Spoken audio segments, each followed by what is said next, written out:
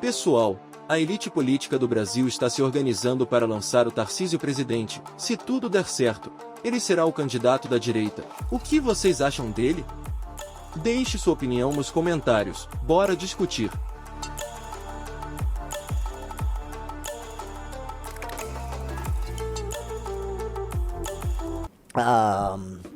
Então eu queria assim, vamos colocando nos comentários, quero saber realmente o que vocês acharam. E hoje vai ser uma live, enfim, vamos falar sobre basicamente política nacional, porque tá começando a campanha Tarcísio presidente, né? E uma das coisas que você mede, assim, há uma campanha Tarcísio presidente? Pois bem, é só você procurar a capa da Veja, porque ninguém mais lê a revista Veja.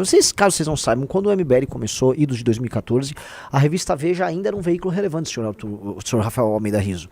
A revista Veja, uma capa da Veja ainda contava. Né? Foi com a capa da Veja que começou a derrubada do governo PT. Exato. Né? A Lava Jato começa a brilhar com capas da Veja. Então a Veja ela já teve uma importância muito grande e é impressionante que duas decisões muito ruins quebraram a Veja. Uma foi a decisão editorial de se tornar uma revista meio que de esquerda, né? Eles negaram o público que eles tinham e foram buscar um público de esquerda, eu não sei qual era a lógica disso. E o segundo, enfim, tentar ter uma revista de combate, quando talvez o lance era agregar valor nela e ter uma revista realmente cara, com um público menor, mas com margens maiores. Que é a aposta que nós temos na revista Valete, né? A gente forma consciências através de uma revista que não é barata, e o objetivo dela não é ser barato, porque ela quer ter uma barreira de entrada que de nada me adianta querer popularizar um conteúdo que não é para ser popular. O conteúdo Valete não é popular. Eu quero chegar nas pessoas certas, e esse objetivo está sendo cumprido. Inclusive tem revistas que estão sobrevivendo bem, concorrentes nossos, como por exemplo a Piauí, fazendo isso. Compra um preço mais caro, tem um conteúdo mais denso, defendendo ideias que eu não gosto, mas tudo bem. É da vida. Enfim, ela perdeu a relevância, mas por que eu quero dizer? Hoje ela ainda tem um papel. E qual o papel que a revista Veja tem? Ela demonstra as vontades, vamos dizer, de alguns dos seus acionistas de parte de uma determinada elite. Né? Você não pode dissociar a revista Veja hoje de André Esteves, que é a principal liderança do mercado financeiro brasileiro. Não dá para dissociar a revista Veja de André Esteves, por razões óbvias, razões acionárias, né? Então, nem sei se ainda ele está no comando, mas ele exerce ainda influência, como todo mundo sabe. E quando a capa da Veja coloca o plano T e coloca Tarcísio, aí, o que a Veja está dando a entender? Que é consensual nos detentores de capital de que Lula precisa ser superado e que o nome a fazer isso é o Tarcísio. Por quê? Vamos ler o subtítulo, né? O título tá O Plano T e diz: com a possível condenação de Bolsonaro e a impopularidade de Lula, aumentam as pressões políticas e econômicas para que o governador de São Paulo, Tarcísio de Freitas, se lance como candidato de direita ao Palácio do Planalto. Veja só, aumentam as pressões, o que, Riso? Políticas e econômicas, tá? Ou seja, os detentores, vamos dizer, os instrumentos de poder aqui no Brasil, tanto políticos quanto econômicos, se convencionaram. Ó, pessoal, é o Tarcísio. É um governador de São Paulo, um cara técnico, um cara razoável, circula bem no legislativo, circula bem no judiciário, circula melhor do que as pessoas imaginam no judiciário. É um sujeito inteligente, inegavelmente inteligente, um sujeito com alta capacidade de processamento de dados. Teria, vamos dizer, o beneplácito do senhor Jair Messias Bolsonaro, num cenário, obviamente, que o Bolsonaro não seria candidato. Não restam sobre ele denúncias de corrupção, é um sujeito discreto, é um sujeito que circula muito bem com o Centrão.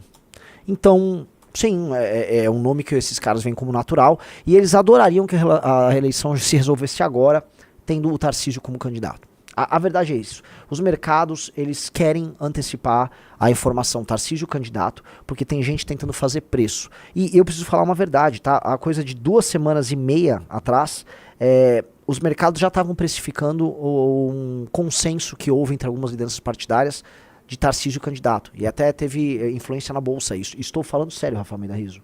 Pra gente ver como certas notícias elas fazem preço. E por que essa subida da Bolsa aconteceu? Vocês lembram que... Eu até comentei... digite quem viu eu comentar isso, por favor. Digite quem viu o Renan Santos comentar isso. Tá? Digite por favor. Vocês repararam que eu falei isso e logo em seguida veio a notícia de que o Jair Bolsonaro foi denunciado pelo Gonê? Lembra, Rafael Almeida Riso? Lembro. Pois bem, as coisas estão amarradas. A denúncia do Gonê, né, eu ainda falei, naquele dia eu vim aqui na live, numa segunda-feira, e falei, o Bolsonaro será preso. Você lembra disso também, Riso? Sim. Falei, foi uma segunda ou uma terça-feira, tô tentando lembrar o dia, mas acho que foi uma segunda. Bolsonaro será preso. E falei dessa precificação e falei que há uma tendência dos mercados em fecharem no Tarcísio. E por que havia essa tendência dos mercados em fecharem no Tarcísio? Porque eles estavam aguardando justamente denúncia contra o Bolsonaro para saber que o Bolsonaro não estaria em campo, e com o Bolsonaro fora de campo, o Tarcísio poderia ter o beneplácito do Bolsonaro, a autorização do Bolsonaro para ser o candidato. Porque, vamos dizer, os partidos, aí vamos colocar aqui PP, União, Republicanos, não fecham com o Eduardo. E está muito claro que não fecham com o Eduardo, porque o Eduardo Bolsonaro ele vai ser alvo de uma série de ataques agora do Alexandre de Moraes. O Alexandre de Moraes sabe, tá, e é sabido também por parte da elite do judiciário, que o Eduardo estava bastante ativo na intentona golpista no final do ano de 2022. Ele estava próximo, ele era, até pelas inscrições do Mauro Cid, ele era um dos mais, junto com a Michelle inclusive, mais tarados ali pelo golpe. Então, não tem acordo ali. Tá? Aí você está falando, Renan, está querendo dizer que a próxima eleição é fruto de um acordão que envolve legislativo, judiciário e poder econômico? Amigo, você mora no Brasil. Quando você for votar, você já está votando num jogo que já foi decidido por outras pessoas. Quase sempre assim. Quase sempre assim. Tá? E não quero ficar dando assim, Renan falando verdade, toma esta red pill do Renan. Não é red pill, isso é uma realidade. Você em maior ou menor grau tem isso em quase todas as democracias. Tá? Ou seja, os agentes já preparam o jogo antes do jogo chegar na mesa para você poder jogar. Mas, dito isso, tem que saber no que eles estão se acordando e qual é a natureza do acordo. E é o caso do Tarcísio. O Tarcísio é muito bem quisto por todos esses elementos. Seria um presidente ruim, dentro do contexto que nós tivemos aí de Bolsonaro, Dilma, Lula, Temer, não tende a ser, dentro do padrão, um presidente ruim. Mas vai pegar um Brasil quebrado e não será bom o suficiente para o que o Brasil precisa. Então veja o que eu estou falando. É bom o suficiente para ser melhor do que os outros, mas insuficiente para ser o que o Brasil precisa. Definitivamente o que o Brasil precisa é um choque que ele não vai dar. E por que vocês dizem, Renan, por que você diz que o Tarcísio não vai dar? Porque a carreira dele nunca foi sobre isso. A carreira do Tarcísio, tá? O Tarcísio ele é um engenheiro e é um sujeito, isso aqui é um elogio que eu estou fazendo a ele, tá? É um sujeito de melhorias contínuas. A lógica, a mente dele é a mente de um cara que trabalha com melhorias contínuas. Então, dentro da lógica de um cara que trabalha com essas melhorias contínuas, tudo que ele fez quando trabalhou no governo da Dilma, depois quando trabalhou no governo do Temer, depois quando trabalhou no governo do Bolsonaro, foi implementação de projetos que estavam parados. Ou seja, ele é um bom executor e é um bom cara para pegar coisas paradas e continuar. Mas ele não é uma pessoa, e é uma característica, normalmente um cara de engenharia, né, ele não é uma pessoa com uma grande imaginação. Ele não tem essa grande imaginação. Então, a forma como ele atua, ela está restrita a um framework, a uma forma de pensar, uma forma de agir já pré-determinada. E ele vai fazer o melhor possível, dentro da capacidade de ação dele, dentro daquele framework. O problema é que esse framework, a gente pode chamar, por exemplo, o framework que o consenso de 88, o framework é viciado. Você pode botar o melhor gestor do mundo...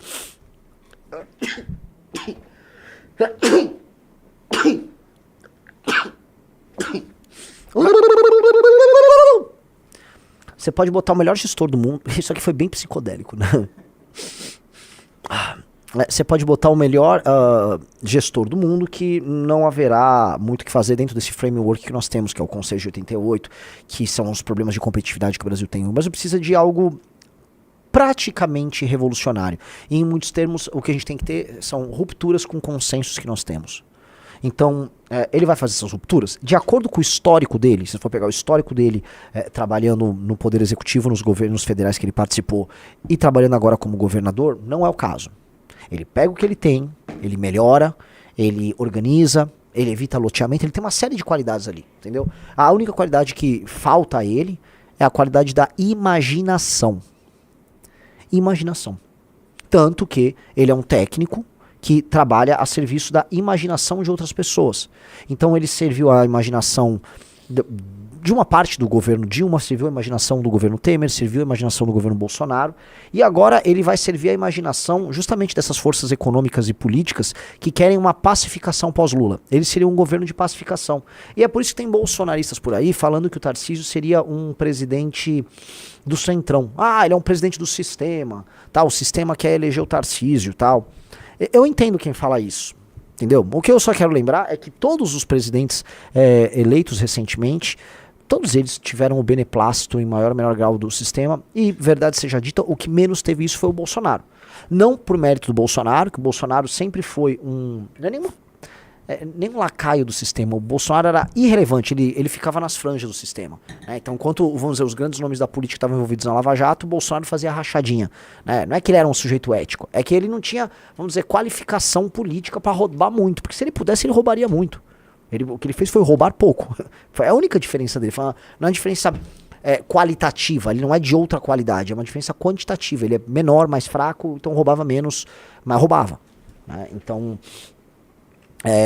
essa característica que a gente tem aí do Tarcísio está, como eu disse para vocês, inserido nesse contexto dessa imaginação desses caras, mas a gente precisa fazer definições precisas antes que outros imponham mentiras. A primeira coisa é que o Tarcísio é um cara do Centrão. Veja, o Centrão quer o Tarcísio lá, mas o Tarcísio não exerce na atividade política dele a mentalidade patrimonialista óbvia do Centrão. Não é o caso dele. Então, assim, eu tô falando aqui de um cara que vai ser adversário político nosso, tá? E tá correndo na raia nossa. Se Deus quiser, nós vamos ter candidato a presidente da República na eleição de 2026. E, pô, nós vamos concorrer com ele. E nosso candidato vai debater contra ele. E vamos ganhar o debate contra ele. E a gente sabe como e por quê. Por que a nossa proposta é melhor? Né? Porque, antes de tudo, além da execução, que nós temos grandes executores também, nós temos a imaginação, a ideia e a coragem. Isso nos torna muito diferentes. Mas, dito isso, chamar ele de um cara do Centrão apenas pela conveniência, apenas pela mentira, como os outros fazem, vocês não verão isso da nossa parte, porque não é o caso.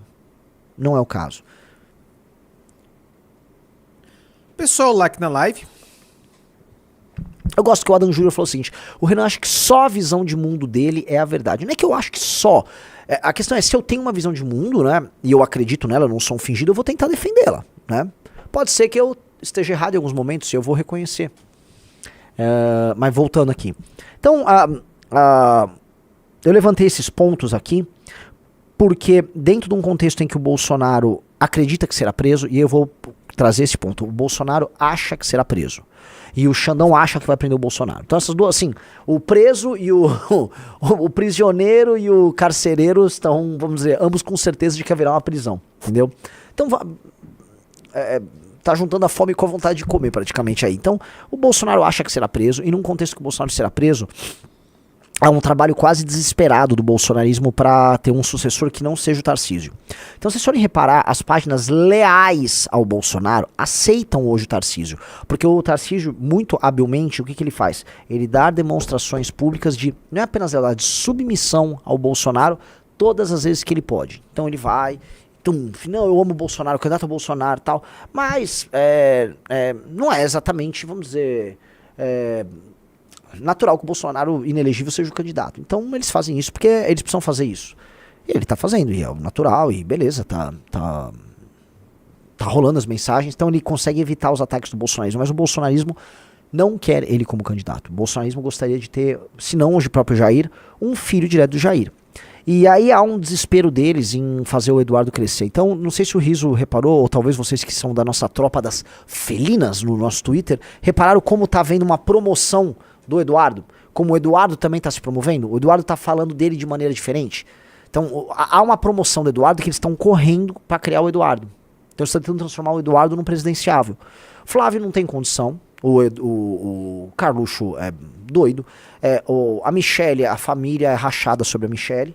Então o nome natural ali deles seria o Eduardo mesmo. E aí eles querem criar uma vinculação do Eduardo com o Trump. Tipo, o Eduardo é o candidato amigo do Trump. O problema, como eu já disse pra vocês, é que o Eduardo não tem beneplácito do Xandão nesse jogo, dos outros nomes do Centrão. E coloca o Valdemar numa saia justa, porque o Valdemar mesmo investe em figuras como o Nicolas, etc., que não querem o Eduardo. Entendeu, senhor Rafael Mida Riso? Sim. O investimento do Valdemar é para ficar com os votos do bolsonarismo, mas para superar o bolsonarismo. Então, investir no Eduardo não é legal, e ele quer investir nos Nicolas nessa turma. Esses caras até fazem uma campanha aí, se precisar pro Eduardo, mas eles não querem.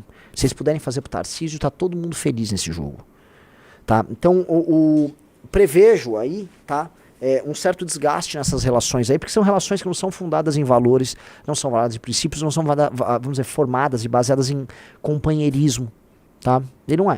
São relações baseadas nos interesses imediatos dos agentes, né? Então o Valdemar tem um interesse muito imediato que chama eleição 2026. E esse interesse imediato é mais do que fazer o presidente da República, um interesse imediato na construção de uma bancada enorme de deputados federais que permita que eles tenham muito dinheiro, e com muito dinheiro eles podem passar as eleições municipais, podem pegar muitas prefeituras, depois podem pegar outras instâncias, podem vender apoio para outras prefeituras, podem fazer máquina, com isso eles ganham muito dinheiro, fecham muitos contratos, aumentam o espaço, contratam um monte de gente, colocam a gente na máquina pública, aumentam o tamanho do partido, o Valdemar fica rico, feliz e agradece as pessoas dizendo saúde, família e alegria, e você, que é um bolsonarista, vai aceitar tudo isso porque você é meio bobo e você, enfim, cai nessa conversa mole, né? E não há projeto nenhum por parte do PL, e todo mundo sabe disso, então é meio que uma confederação de projetos pessoais rodando ali, então esse é o jogo que tá dado aí, né? Então eu não... eu tô tentando olhar e conceber o que tá acontecendo, e eu não consigo ver que vamos dizer, um jogo tão fácil, tão simples, tão cristalino como todo mundo imagina. E não acho que assim, o Tarcísio vai ser imposto goela abaixo na família Bolsonaro, porque ainda assim, para vencer a eleição, o Tarcísio precisa de uma coisa. Ele precisa que o Bolsonaro esteja num palanque com ele, precisa que o Bolsonaro esteja com ele nos programas de TV falando, esse aqui é o meu candidato, ok? Vocês vão votar no Tarcísio, eu amo muito ele, eu gosto dele, é legal, tá ok? Ele é engenheiro, eu sou militar, nós gostamos, tá ok? Ele precisa disso. Se ele tem isso, ele ganha. E será que o Bolsonaro vai dar isso? O Bolsonaro sabe que ele precisa disso. Né? Então é um jogo complicado. E aí você tem todos esses arranjos intrincados. Vocês devem ter visto que o importante líder político, agora a gente precisa tratar nesses termos, o importante líder político Gustavo Lima e você, Tchererê Tchê, ele decidiu ser candidato a vice do Caiado, né? Montando a grande chapa goiana que tornou o nosso querido Pablo Marçal obsoleto, dado que a goianice de Caiado e Gustavo Lima é maior do que a goianice de Marçal, ainda que Gustavo Lima nem goiano seja, mas ele é um goiano de alma. E acho muito engraçado, assim, que se vocês olharem esse vídeo, a cara dele parece, de fato, uma caricatura. Ele fez uma harmonização facial que ele tá... Sabe, ele parece aquelas estátuas da Ilha de Páscoa, sabe? É uma cara comprida, com um queixão, assim, ó. Né? Ele tem todos os ingredientes. Vamos lá, harmonização facial, check. Barba desenhada, check. Dente de porcelana, check. Cabelo de picareta, check. Trembolona, check. Tá, assim, ele mora numa casa greco-goiana. Sim, ele é o pai do greco-goianismo. Então, né? Um cara falou, parece um totem no canal Direita Livre, disse, é verdade, né? É um totem, né? E ele tá ali, e ele foi visitar outro totem da imbecilidade brasileira, que é Luciano Hang, um empresário, né? Um empresário, hoje, coitado, num país que combate os empresários, vou nem encher o saco desse torpe aí, o Luciano Hang, que é um torpe, sim, é um vagabundo.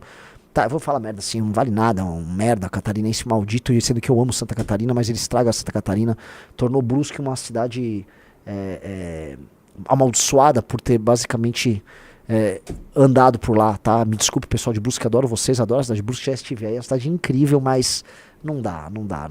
Luciano Hang não dá. Eu sei que vocês devem gostar dele por aí, que é ainda pior, né? Mas, assim, um sujeito torpe, e aí um torpe encontra torpe, e eles estão fazendo uma campanha torpe pra convencer as pessoas da torpeza deles, que a torpeza deles é legal, você tem que seguir a torpeza deles, igual você tem que seguir o Pastor Mirim. E tá ali. Realmente, ele fez uma harmonização facial, o Gustavo Lima, pra parecer o Giga Shed. Me parece, né? Me parece realmente muito bacana o nosso Shed goiano. Ele tá entrando em campanha junto com o Caiado. Então, esperem aí, né? Muito pequi, muita hormonização, enfim. Isso que vocês já imaginam. Esses caras correm numa raia, né, separada, que é a raia do eu sou um cara de direita, do sistema responsável, mas não tô com o Bolsonaro. E é legal essa ideia deles ali até o primeiro cancelamento. E caras como o Caiado se movem muito com pesquisas de opinião. Né? Então vem uma pesquisa, contrata uma agência de marketing, aí quando começar a vir as pesquisas de opinião, e aí porrada nele, e eles vão começar a levantar qualquer coisa do Caiado, e ele que quer se validar para esse eleitor bolsonarista vai começar a apanhar, aí corre pra cá. Aí como ele tá num partido que é a União Brasil, que não é resoluto, que não se une pra nada, ele é uma desunião total, porque é um partido que tem membros no governo Lula, tem gente que quer ser bolsonarista, tem gente que só quer ser centrão, tem gente que quer ter candidato, tem gente que não quer ter candidato. Né, o partido é um nada, não é um partido.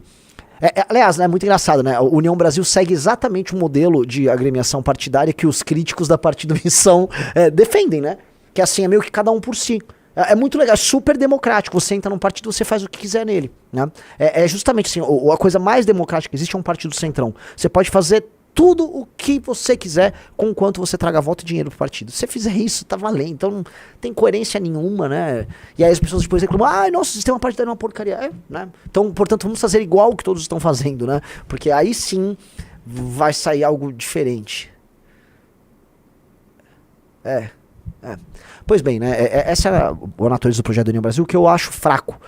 Acho fraco, porque o candidato sendo caiado, esses caras vão sentir, e o partido não tem base para isso, eles vão levar o bolsonarismo. Então não acho que eles vão resistir aos ataques e críticas. A verdadeira briga ali é a raia família / centrão com o Tarcísio para ver quem define. Se é Eduardo ou Tarcísio, eu acho que se o Bolsonaro bate o pé, o Bolsonaro põe quem ele quiser de candidato. Então ele poderia botar o filho. Mas talvez em nome de um grande acordão, uma pacificação com o Xandão, que envolveria uma eventual soltura do próprio Bolsonaro, que estaria preso durante o pleito de 2026, o Bolsonaro apoia o Tarcísio. Tô falando que eu sei alguma coisa de bastidores? Não.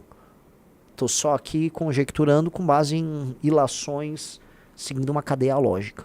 Tá? Você vai seguindo uma cadeia lógica. Parece me fazer sentido. Tipo assim, Bolsonaro, se se comportar, tá? Não vai doer tanto. Esse é o lance. Doer vai. Não vai doer tanto. Você pode escolher quanto dói, né? Não quero que doa, não, tá ok? Dói muito. Eu cansei de sofrer. Essa vida é muito dura. É um Bolsonaro da sofrência, né? Já adaptado a esse contexto goiano também, que fazem músicas de sofrência. Então, tem tudo a ver.